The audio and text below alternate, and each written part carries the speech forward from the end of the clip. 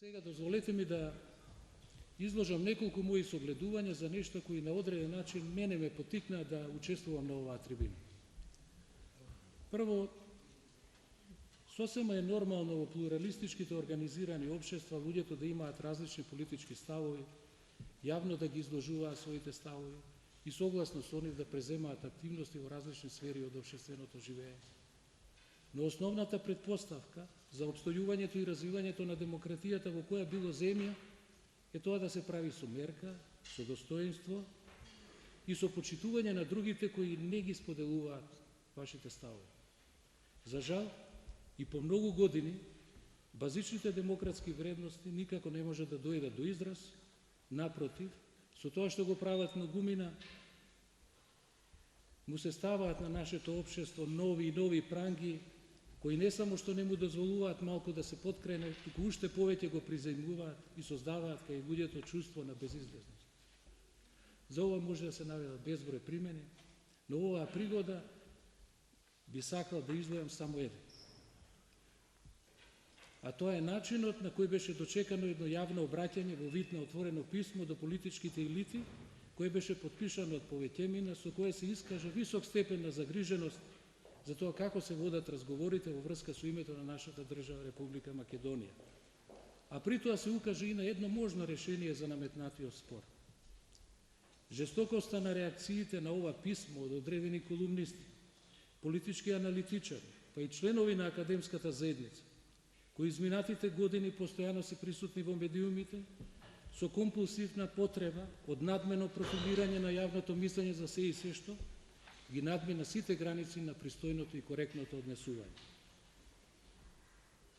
И ги исфрли на површина сите обележја на затворениот ум, а не на отворениот ум, како што некој од нив се обиде да ја оправда својата реакција. За тие што не знаат што всушност се подразбира под поимите отворен и затворен ум, им ја препорачувам книгата со истиот наслов на познатиот социјален психолог Милтон Рокич, во која тој првпат ги воведува и дефинира овие поими. Овде би го навел само следно. Затворениот ум е особина на авторитарност, која Рокич ја именува и како догматизам, и за кој е карактеристичен ригиден стил на размислување придружен со нетолеранција спрема гледиштата што се различни од сопствените. И сега, парадоксално е тоа што многумина од тие што искажаа невиден предрасуден однос, проткаен со стигматизација, дискриминација, па дури и со препораки за депортација на потписниците на писмото, имаат посетувано разни семинари, обуки, работилници, а некои од нив биле дури и предавачи на теми како што се толеранција, почитување на разликите, решавање конфликти, другост, слобода на изразување и слично, кои се организирани од разни невладини организации и од Институтот Отворено општество. И тие изгледа како да немаат научено ни една лекција. Па логично се поставува прашањето, зашто се потрошени толку пари, ако се нема случајно позитивно поместување во демократските капацитети за прифаќањето на поинаквите гледишта од сопствените. Во прилог на едно можно објаснување на овој феномен, ќе ви соопштам сосема мал дел од резултатите на истражувањето со наслов Информираноста и ставовите на граѓаните на Република Македонија за правното регулирање на граѓанските права и слободи, кое го имаме спроведено со колегата Трајковски од Институтот за социологија во втората половина на 90-тите години. Имено во истражувањето беа офатени повеќе варијабли, меѓу другото и нивото на образование на испитуваните граѓани. Се утврди, како што и логично се очекуваше, постоење позитивна поврзаност меѓу нивото на образованието и информираноста и ставот спрема правното регулирање на граѓанските права и слободи. Поточно тие што беа пообразовани, беа и поинформирани и има попозитивен став. Но кога со примена на соодветна статистичка постапка се вклучи и трета варијабла во односот меѓу овие две варијабли, а тоа е авторитарноста која беше мерена како црта или особина на личноста, за да се види дали таа може да има медијацијско влијание врз поврзаноста на варијаблите, со нејзино држање под контрола се покажа дека позитивната поврзаност меѓу образованието, информираноста и ставот едноставно исчезна. Значи, накус, клучна варијабла за информираноста и ставот спрема правното регулирање на граѓанските права и слободи не представуваше образованието, туку степенот на авторитарноста на граѓаните. Значи, според резултатите на ова истражување, но и според други мои емпириски засновани сознанија, нашето општество не може да се придвижи напред во која било насока ако меѓу другото не се справи на систематски начин и со авторитарната свест која се манифестира на различни начини и во безброј социјални контексти. Во оваа пригода би сакал да истакнам дека еден од можните начини за ефикасно справување со авторитарноста е развивањето демократски односи уште во семејството. Демократијата без сомнение започнува дома. Резултатите на повеќе истражувања во многу земји го потврдуваат тоа. Практикувањето демократски начин на воспитување на децата нужно доведува до усвојување и развивање на демократски вредности, како што се еднаквоста, слободното изразување, почитувањето на правата на другите, толерантноста кон разликите и слично. Втората работа, за која сакам да проговорам, се однесува на заблудата која шират во различни форми, некогаш имплицитно, а некогаш експлицитно, некои членови на академската заедница за назадноста, несовременоста, за останатоста и застареноста на идејата и на потребата на луѓето од групна, од етничка или од национална припадност. Потребно е само малку време да се одвои, да се прочита некоја книга од областта на психологијата, социологијата, филозофијата, антропологијата, или пак едноставно да се повика здравиот разум, па да се установи вистинитоста за дихотомноста на човековата природа. Ние сме и биолошки и социјални суштества. Ниту можеме да обстанеме, ниту можеме да ги развиваме своите потенцијали без другите луѓе. Ни сите животни периоди се осмислуваме себе си преку другите луѓе и групите на кои им припаѓаме. Значи, меѓу фундаменталните потреби на луѓето се и потребата од афилијација, потребата од припадност и од потребата од позитивно себе вреднување. Важноста на задоволувањето на овие потреби не е теоретски концепт или некоја фиктивна идеја, туку емпириски потврден факт во безброј истражувања. За значењето и ефектите на групата на припадност е доволно само да се прочитаат резултатите од истражувањата на психологот Тачвел во врска со социјалниот идентитет и со парадигмата на минимална група, па да се заклучи дека дури и припаѓањето на адхок формирани групи врз тривијални критериуми може да има сериозни ефекти врз себе вреднувањето, перцепирањето на припадниците на собствената група и нивното оценување и оние на другите групи. Значи, припаѓањето на одредена група е инхерентно на човековата природа. Врзаноста на групата, без оглед на тоа што може да биде изразена во различен степен, се доживува како дел од собствената личност, како многу важна компонента на собствениот идентитет. Позитивниот социјален идентитет, според еден друг влијателен психолог Тарнер, е исклучително важен аспект на животот на секој човек, затоа што му дава чувство на сигурност, чувство на собствена вредност и на себе почитување. А себе почитувањето пак е виталниот аспект на животот на секој човек. Ако му го одземете тоа, ќе му ја одземете смислата на постоењето. Затоа, обидите за насилно менување на нашиот идентитет со примена на различни форми на убедувачка комуникација и со отворено или суптилно заплашување не се ништо друго, туку крајно нехумано, неодговорно и безчувствително играње со човечките судбини. Ако кон тоа се додаде и начинот на кој луѓето во нашата земја, но и оние надвор од неа, од сите генерации, почнувајќи од 7-годишна возраст па натаму, ќе се обидуваат психолошки да се справат со противречностите од секаква природа, кои ќе атакуваат на нивното себе почитување. Тога животот во Република Македонија за повеќето луѓе ќе стане неподносливо тежок, проткаен со немир, непријатност, мачнина, чувство на вина и безперспективност.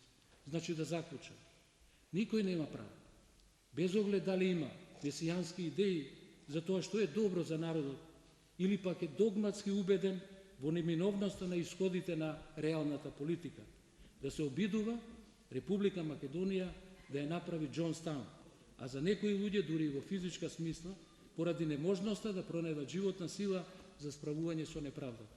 За оние кои подзаборавиле или кои воопшто не знаат, им препорачувам да прочитаат на интернет за начинот на кој е дојдено до тоа повеќе од 900 американски граѓани, мажи, жени и деца да извршат колективно самоубиство во комуната Џонстаун во Гвајана во 1978 година. И сосема на крај, сакам да кажам уште неколку збора за евидентната нетранспарентност и таинствениот однос на начинот на кој се водат сегашните, но и минатите разговори и преговори за името, а под изговор да не му се наштети на профит. Иако некој може да најде оправдување, а во одреден степен и да понуди рационално објаснување за тоа, сепак, поради важноста на прашањето и очекуваните негативни ефекти од можната разрешница, кои би имале толку многу импликации на индивидуално, групно, институционално и на национално ниво, што ниту најумниот ум не може да ги предвиди. За ова прашање никако не смее да се одлучува во тесен круг на луѓе. Зошто? Затоа што веројатноста да се направи грешка е голема. Дека ова не е моја претенциозна констатација, туку емпириски заснована можност, говорат резултатите од истражувањата на социјалниот психолог Ирвин Дженис, кој проучувајќи ги причините и ефектите на погрешните политички одлуки донесени во мали групи на различни нивоа во Соединетите Американски држави, ја установил појавата на така наречената групна заслепеност. Групната заслепеност, која има своји антецеденти, симптоми и ефекти, меѓу другото, не овозможува да се согледаат фактите на објективен и систематски начин, затоа што групата што треба да донесе одлука не ги зема предвид поинаквите гледишта, ниту пак прифаќа стандардни начини за разгледување на сите гледишта. И затоа што водачот е тој што ја контролира расправата со изложување на своите замисли и идеи. Едно од повеќето обележја на донесените одлуки, кога се појавува групната заслепеност, е и немањето план што да се прави во случај на неуспех. Затоа, јас не би сакал некој наш актуелен политички лидер во врска со исходот на разговорите, преговорите за името да изјави исто како што тоа го има јавно направено поранешниот председател на САД Џон Кенеди во врска со погрешно донесената политичка одлука за напад на Куба во 1961 година, како можевме да бидеме толку глупави. Но исто така, и сите ние да си речеме, како можевме ова да го дозволиме. Благодарам.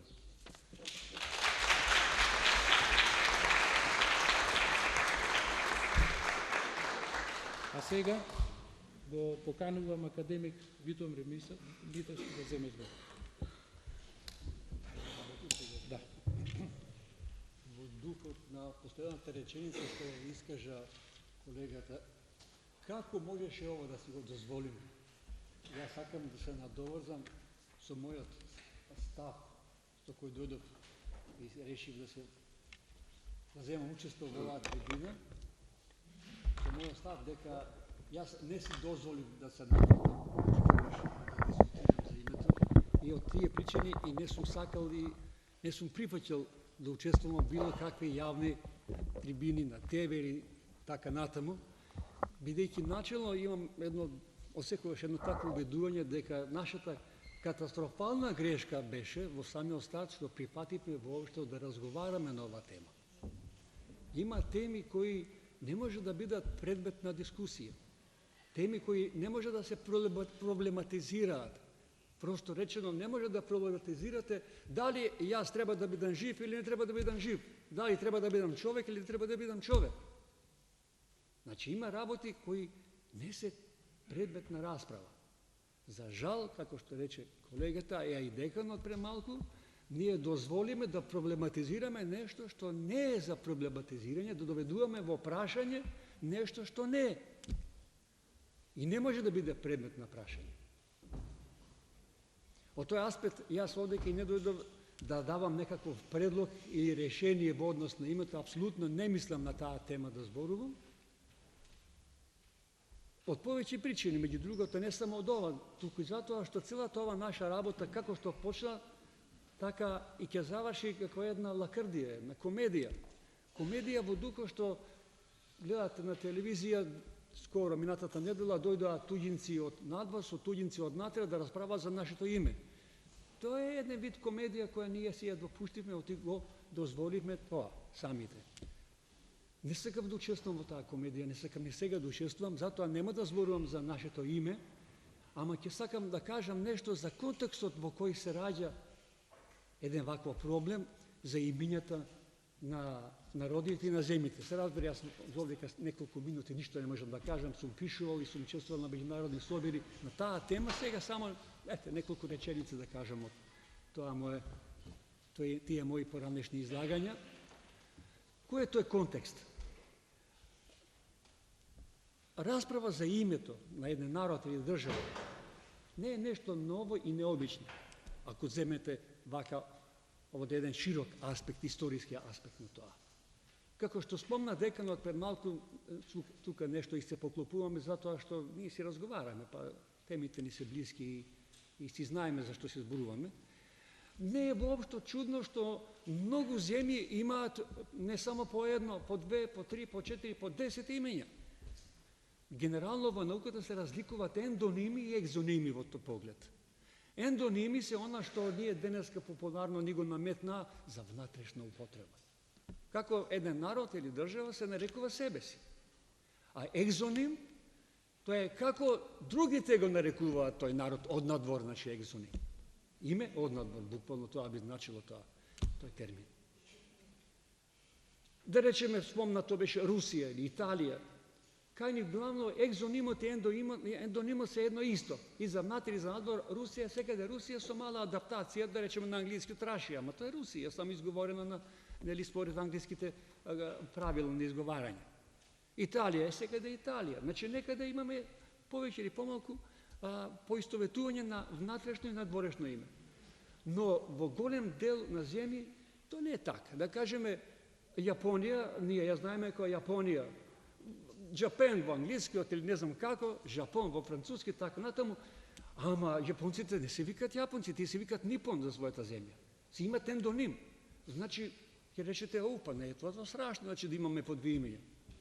Еве, беше спомната Германија. Германија кутрата има безброј екзоними. Едно го има Дојчланд, ама го има латинизмот од Германија, од германите племиња. Во англискиот ние сме го прифатиле, германци го имаме.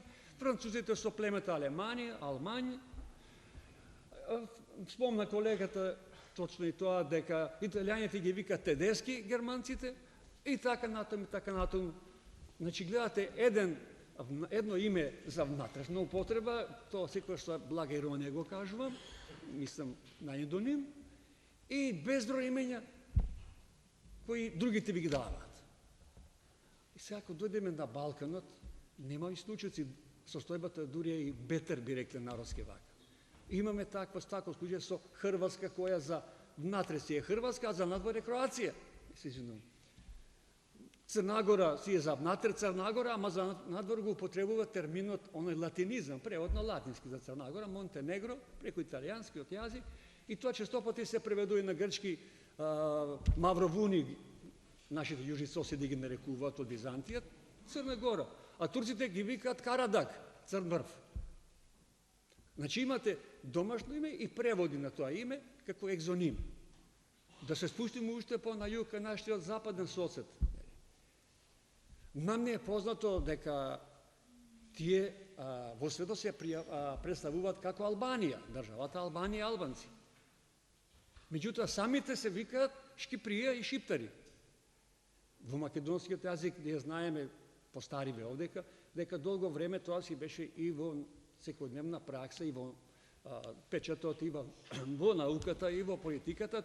Тој ендоним го употребуваме називот како што самите тие себе си се викаа. Меѓутоа знаеме дека во последни 20 години за мене нејасни причини нив почна да ги навредува нивното собствено име. Бидејќи имаме разбирање, како и секој што сме имале разбирање, иако другите за нас немаат разбирање, рековме, добро, штом сакате да ве викаме со екзонимот, Албанија и албанци, ќе ве викам, иако ни создаде збрка, оти сега слушате албански партии и мислите дека тоа се случува во Тирана. И најднаш после фаќа, ова не се албански, ови се тукашни. Значи, нашиот јазик правеше разлика во однос на тоа. Ние, да речеме, за албанци кои се доселиле во Албанија, ама оние кои се муслиманска вероисповест ги викаме шиптари, а оние кои се дојдени со католичка вероисповест, некои од вас можеби знаат, ги викаме латини. Така правивме разлика. Сега немаме разлика. Се едно и се создава хаос. Го прифативме тој хаос. Имаме разбирање. Иако сега пак Албанија, кога го земете, тоа е едно општо име, тоа не е име на една држава.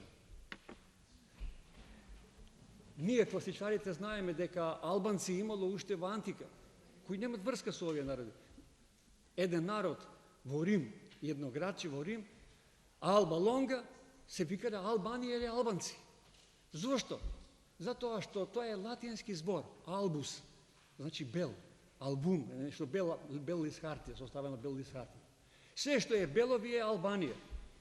Обично за градовите и повеќе за државите се смета дека Албанија е она што има нешто белина, а таа белина обично снегот, врвовите. Таму се Алпите, тие се бели. Албанија, од море гледано ги гледате белите врвови на планината, затоа е Албанија. И не само Албанија. Ние и англичаните ги викаме албиони. Зошто? Затоа што кога преку Ламанш поменувате, ве пречекуваат оние карпи, високи, бели, варовни, и така уште од Рим останала, овие се белите албиони.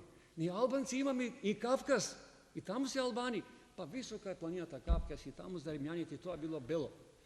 Значи, сакам да речем еден екзоним кој е општ, не е нешто што е врзано за еден народ. Но ние тоа го прифатиме со добра волја на наша страна. И ако се спуштиме сега уште подолу кај нашиот јужен сосед, дури тогаш ќе видиме велемајстори во именување и преименување, тогаш ќе ни стане јасно зошто луѓето толку инсистираат на имења. Па тие се ербап луѓе, како би рекле со еден туризам. Тие се искусни во именување и преименување и знаат дека со тоа може многу нешто да се добијат, да се чарат. Беше спомнато. Пред да ја направа својата државичка окулатина, тоа е почетокот на државата на нашиот јужен сосед, тие себе си се представуваа како Ромеи, источно римско царство, римјани, како што рече колегата Дуев. Значи, вели, ние сме римјани. И тие долго време, тоа не беа грци, никош не биле грци, старите грци секогаш се одамна изумрен народ. Но останал грчкиот јазик. И сега тие што зборуваат грчки велеа дека ние сме вели дел од Римската империја, источно римско царство, затоа сме Ромеи или римјани. Ни за жива глава не сакале, да речеме во 19 век на почетокот, да ги некој да ги вика Хелени или грци. Зошто? Многу проста работа. А не, па хелените, тие се безбожници, тие се многобожци, тие не се христијани. А ние сме Ромеи, ние сме христијани. Од верски поводи. Меѓутоа, беше спомнат Адамантиос Корајс, еден нивен човек, се школувал во Франција и таму некој му шепнал на ова, рекол, аби немојте да инсистирате на римјани, правете се дека сте хелени. Деме, грци, многу повеќе ќе добиете така. Ќе станете како, јас пак ќе речам, со една мала ерена љуљка на демократијата. Тоа немат врска со народи. Ама името го грабна. И почеа да се представуваат како хелени. Со време некои почеа да велат, не сме хелени, ние сме византици, Византија. Потоа се создаде екзонимот грци преку од страна на римјаните, кои се запознаа првпат со луѓе кои зборуваат грчки на западниот брег на Јонското морио, таму рекоа сите што зборуваат грчки, значи се грајкои, тоа племе грајкои, сега сите се грајци, грци. И така се расшири сега пак екзонимот грци во Европа, во Западна Европа, кој што нашите јужни соседи го прифатија, да, ние сме тие. Една мимикрија. На крај доживеаме дека сега гледате во она масовна хистерија што ја гледавме во Солун и во Атина, сите станале македонци. Не знам што ќе биде следно, дали ќе бидат монголи или мексиканци, зависи од потребата политичка. Ние, за жалење, немаме таа потреба и не сме од тие, ние сме тоа што сме. Сега, наспроти овој екзоним, уште тоа да го кажам, грци, кој е на запад, се разви друг екзоним на исток. Источните народи и ден денеска не ги нарекуваат ниту хелени, ниту грци. Турците, ако ги прашате, тие ќе речат, а тоа се јунани. Некој ќе рече, од кај сега пака јунани? Тоа е многу старо име. Кога од источните народи доаѓале од исток кон континентална Хелада, прв пат се среќавале сега пак со племето Јонци. Тоа е денешна Турција кај Кушадаси, да се ориентирате полесно. И тие зборувале исто грчки, како овие на запад, грците или грајки. I rekli, što ste vi, nismo Jonci. A, Jonci, Junani, i tako je izleglo Junani i Junanistan deneska velat za našite južni susjedi Turcite. I ne samo Turcite. Това Юнани се разширило въобще на изток, денешните източни екзоним, вие не само Юнан, тук в Индия се Явани. Арапите ги викат Ал Юнан, исто така ги викат Юнани евреите. Това е източният екзоним. Сите они што зборуваат грчки, иако ние знаеме дека кај нашиот южен сосед добар дел од тие што зборуваат грци, не се тоа што се представуваат во суштина, ако се воопште и оние што се представуваат тоа што се. Но ние тоа некако го прифативме и не знам од кои причини го прифативме западниот екзоним и направивме збрка, нели со античките, а не го прифативме источниот Юнани и Юнанија, или не знам како, и да си правиме разлика меѓу овие денешниве Greek speaking people во однос на античките автентични грци или хелени. И сега доаѓаме до едно прашање. Дали е тоа така навистина природно да има еден народ повеќе имења, зашто тогаш ние се буниме, да имаме повеќе имења ние? Па не е баш така. Од разлика од овие имења и приименувања кои се спонтани, историски и доброволни, еве веќе ми одзвони часовникот, добро, поентата да кажам само, има една друга ситуација кога се наметнуваат имења на народи. Насилно им се, ние не сме првите на кои тоа им се случува. Тоа е, да ве посетам, резултат на наследството на оние колонијални империи. Да речеме една Англија, на своите земји, добар дел, им наметнува своје име. Шри-Ланка е од секогаш од памти век Шри-Ланка. Но доаѓаат англичаните, вика, видите, Цейлон, тоа е лан во основа, ланка, лон. Ама, вие се за нас Цейлон. Она другата држава, тоа е Бурма. Ама вика, ние сме Мјанмар. Не, вие сте Бурма за нас. Вие долу таму во Африка не сте Заир, сте Конго сте за нас.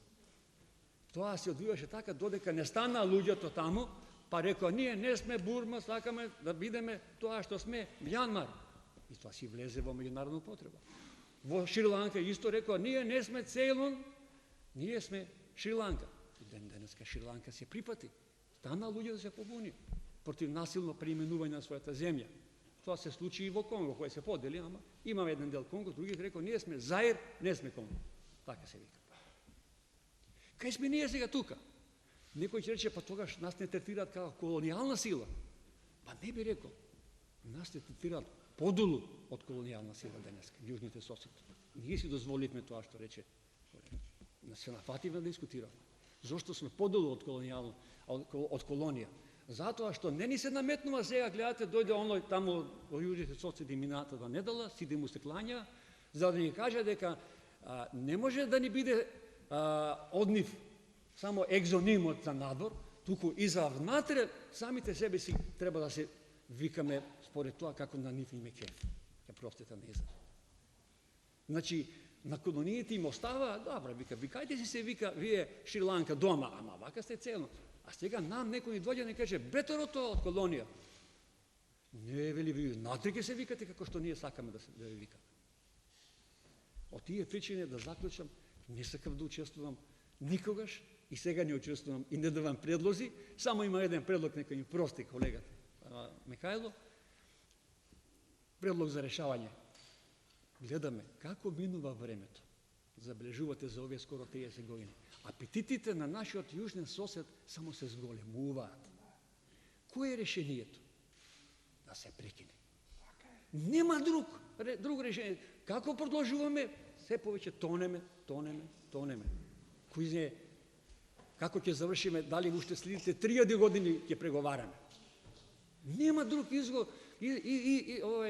од таа ситуација, освен да се прекине комедијата. Крај на комедијата се завршува. Очигледно треба да дојде некој маж што тоа ќе го направи, или жена можеби ќе биде, ама машка жена како велиме ние народски, или можеби ќе треба и некоја група што ќе ја подржи. Ја верувам дека овдека добар дел оние што се присутни се е некоја јадро на таа група. Јас мислам дека овдека повеќето не дојдоа случајно овдека. Благодарам. Извините што сада.